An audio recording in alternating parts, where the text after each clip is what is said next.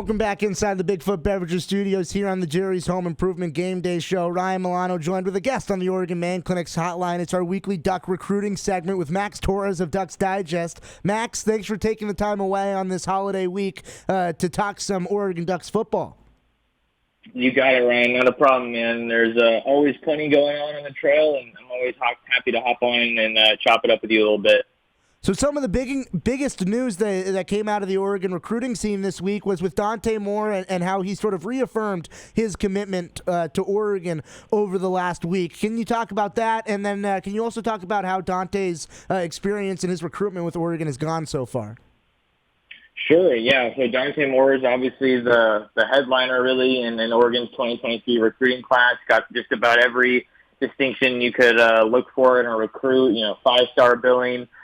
He was named Decile American, Elite 11 MVP, which is a competition with the nation's best quarterbacks. He's chasing another state title with Martin Luther King High School in Detroit right now. So definitely huge for Oregon to kind of, really get him, kind of solidified, I guess. There was some smoke around a possible flip to Michigan State, and I did a little bit of digging a couple weeks ago when that came out and reported that. I don't think Oregon fans should be worried, but obviously helps a little bit to hear him, say when he was asked about that, I'm Sco Ducks, I'm locked in with Oregon is the exact quote. So that's huge for Oregon. You obviously need to have your quarterback locked in as kind of the face of the class and hoping to get him on campus early, I would imagine. And as for his recruitment with Oregon, it was kind of a crazy one because I think for the longest time when he kind of got on my radar and I was starting to learn about him, he was really, really closely tied with Notre Dame.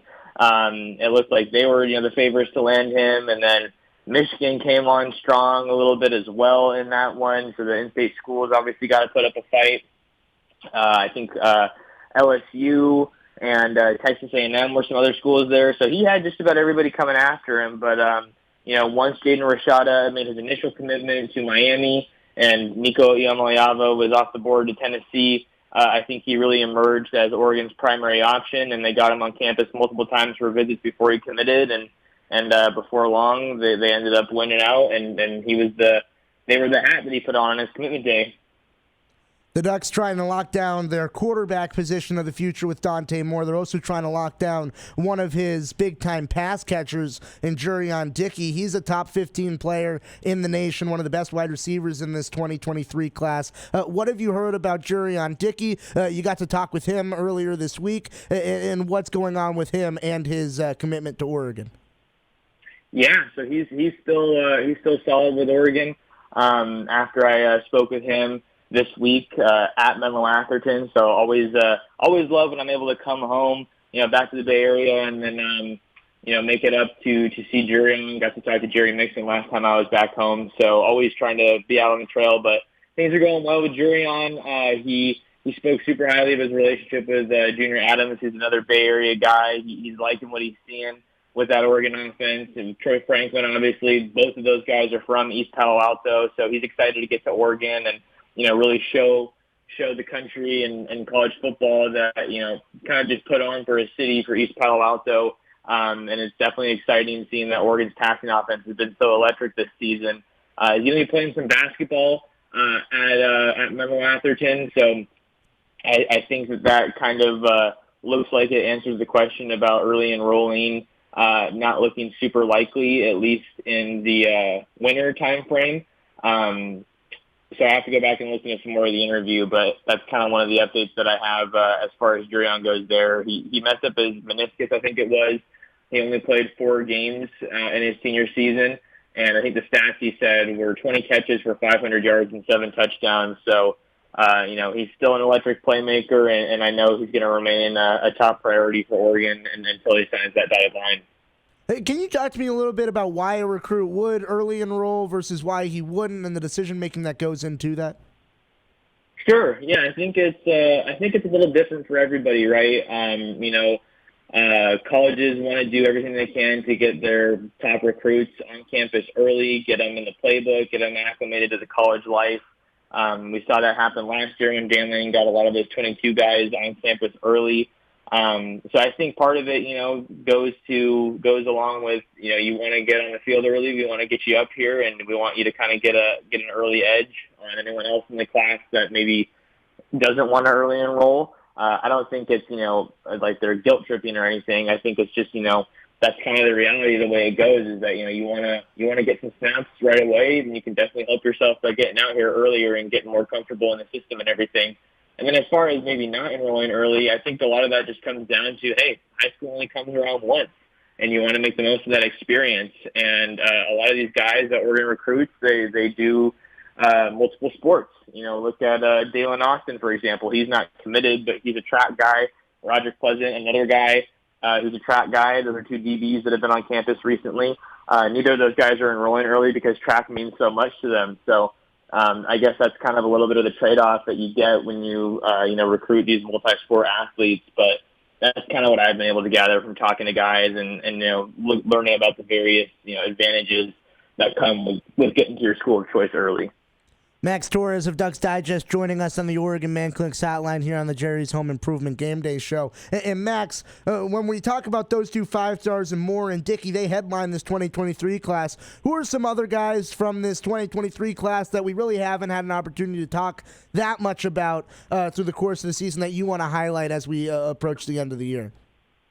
Sure. Yeah, I talked to one of them that was on campus recently, and that's 2023 Cy Ranch High School defensive end Axton Porter. Kind of a little bit of a late riser, if you will, in this 2023 class. Certainly on Oregon's radar. He got an offer from the Ducks just about a month ago, and he was on campus over the weekend for that Utah game. He recently placed Oregon in his top 5 schools, along with Houston, Mississippi State, TCU, and Michigan State. He's going to be heading out to Mississippi State this weekend for an official visit, and the plan is for him to get back out to Oregon for an official visit in December. He's planning to announce this commitment on January 3rd right now. So Oregon's definitely in the mix here, and I think one thing that's interesting with Porter is that he's really good friends with Terrence Green, who's from his same hometown of Cypress, Texas. Terrence Green, of course, being one of Oregon's 2023 defensive line commits, so that relationship obviously is going to help them. And there's a little bit of overlap with David DJ Hicks, five-star defensive lineman out of Paytow High School in Katy, Texas. He was recently on campus for an Oregon visit. They're really good friends as well, Porter and Hicks, dating back to the 4th grade. So you're seeing a lot of connections here. Oregon's also going after 2023 Paytow High School linebacker Damian Sanford. So he's teammates with David Hicks. He was on campus with Hicks the last time Hicks was out there. He's also committed to A&M alongside David Hicks. So I tweeted the other day that Texas is one of those places that's going to play a pivotal role in how Oregon is able to close here on the recruiting trail in 2023. So I hit on a bunch of names out there in the Lone Star State, along with Southern California, and kind of my backyard now.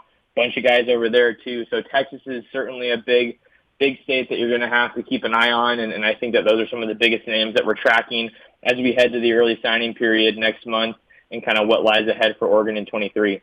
Yeah, you certainly mentioned Texas as one of the big pipelines for Oregon and the two biggest recruits out of that Lone Star State. Like you mentioned, Ashton Cozart alongside of Terrence Green, the two that have already committed to Oregon for that 2023 class. Can you shed a little bit of light on either one of those guys and how they have sort of found their path towards Oregon in their recruiting cycle?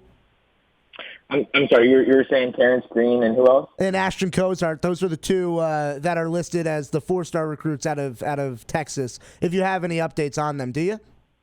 Sure, yeah. I don't think there's any new information for them right now. I haven't talked to either of them in a little bit. But I think that one of the notable updates, I should say, with Terrence Green is just that he continued to solidify himself as one of the very best prospects in the state of Texas in his senior year. He's all a 6'6", 265, huge body in the trenches, and he recently was named first team All-District for his high school. So he's a big time talent, and I think maybe one of the big things to keep an eye on here is that with Terrence, I know that Ashton Cozart was on campus this fall, I believe the same time that Jurrion Dickey was, which was for the Stanford game. I think kind of more of just a generic update with these guys in 23 is that look for Oregon to really load up on a lot of commits coming in back into Eugene as we get into December here. those official visits or any visit in general with the 2023 guy is going to become super crucial in December. Like I said, a lot of these guys want to sign early, but a common practice that we see with coaching staff is that you want to get as many of your commits on campus for these big visit weekends because they're oftentimes the best recruiters that you have. So I think with those two guys, I'd say maybe keep an eye out for them getting back out to Eugene for visits. I know Ashton Cozart's a Pacific Northwest native, although he's in Texas now. So maybe that's an easier trip for him to make. But Terrence Green continues to just up his stock. And I know he's someone that this Oregon team is super excited to get to Eugene for some football. Max Torres of Ducks Digest, always fantastic on our program. Before we let you go, tell the listeners where they can find you. Yes, sir, Ryan. You can find me on Twitter at @mtorresports. That is the quickest way to get my updates. You can find my written content with a lot of these huge interviews with big-time Oregon recruiting targets on ducksdigest.com. You can watch me on YouTube. Oregon Football Max Torres is the name of my channel, and you can listen to my podcast, the Ducks Dish podcast, for the latest in Oregon football and recruiting. Thank you, Max. Always appreciate it. All right. Thanks for the time, Ryan.